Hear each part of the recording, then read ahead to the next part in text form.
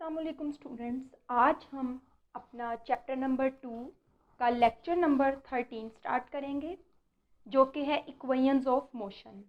आज का जो लेक्चर है वो one of the most important topics में से है। इस बुक का, इस चैप्टर का सबसे इम्पॉर्टेंट टॉपिक है इक्वेशंस ऑफ मोशन, हरकत की मसावात। बच्चों, हर साल पेपर में इसमें कोई ना कोई क्वेश्चन लाजमी आता है, लॉन्ग क्वेश्चन। कोई ऐसा पिछले 10-12 सालों में ऐसा साल नहीं है जिस साल इक्वेशंस ऑफ मोशन पे लॉन्ग क्वेश्चन पेपर में ना आया हो। बच्चों, ये इक्वेशंस ऑफ मोशन जो है वो 3 है।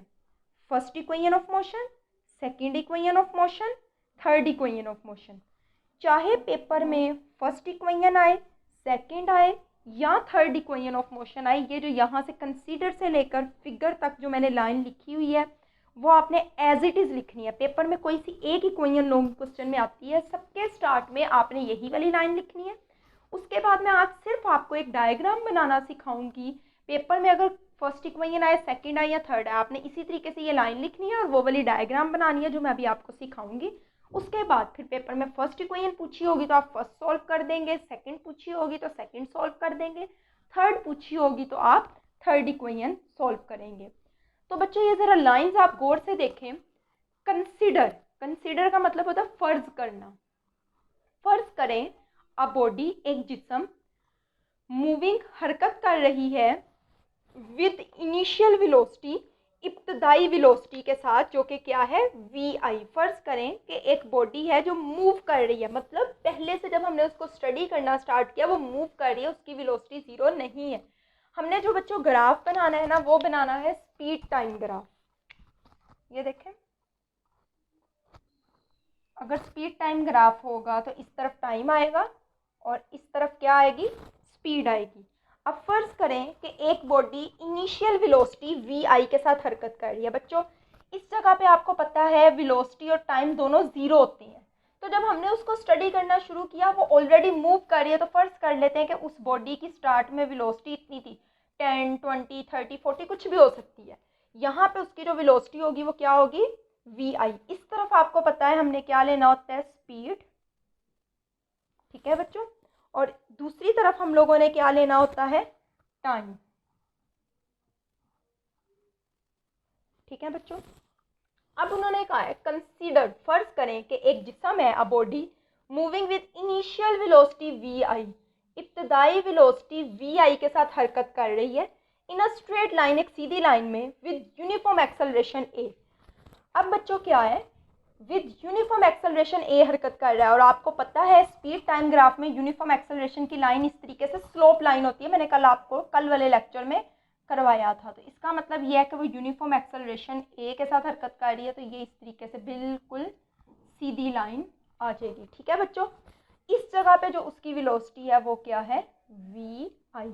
कंसीडर अ बॉडी, फर्ज करें कि एक जिस्म है moving with initial velocity V I, इब्तदाई वेलोसिटी वी आई के साथ हरकत कर रही है in straight line, Sidhi line में, विद यूनिफॉर्म एक्सेलरेशन के साथ, और वो क्या है, ए। तो बच्चों ये जो लाइन है ये किसको जाहिर कर रही है, एक्सेलरेशन को,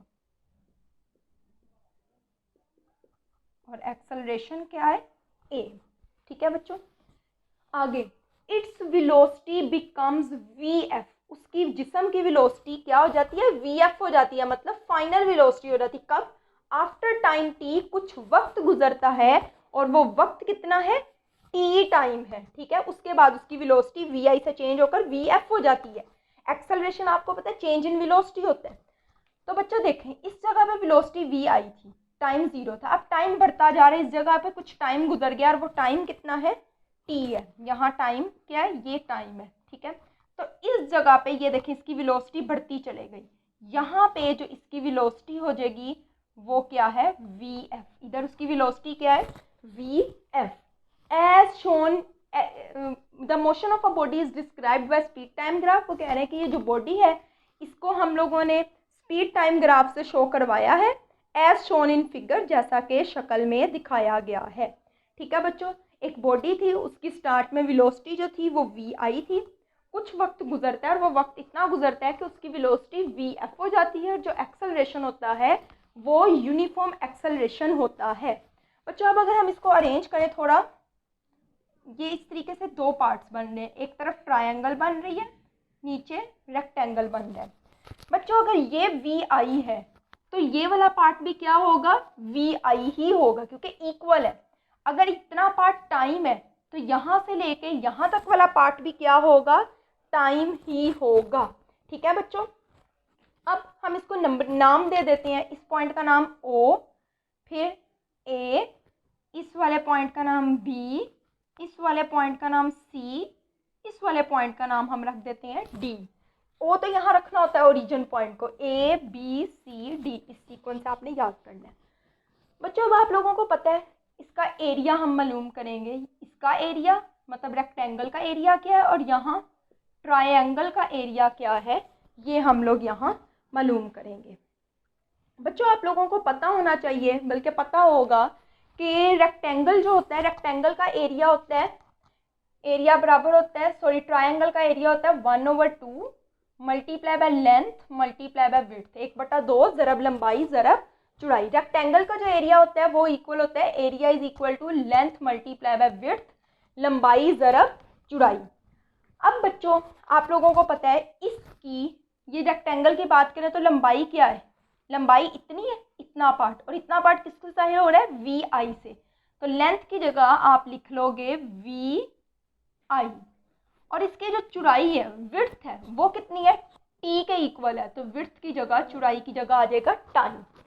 अब अगर हम ट्रायंगल की बात करें, ट्रायंगल का एरिया जो है वो इक्वल होता है 1/2 multiply by length into width. अब बच्चों विड्थ तो आपको पता है, चौड़ाई तो आपको पता है इतनी है, मतलब टाइम के बराबर है, लेकिन इतने पार्ट की या इतने पार्ट की लंबाई क्या है। बच्चों आप गौर से देखें, ये टोटल लेंथ जो है, ये लाइन आप इस तरीके से देखें,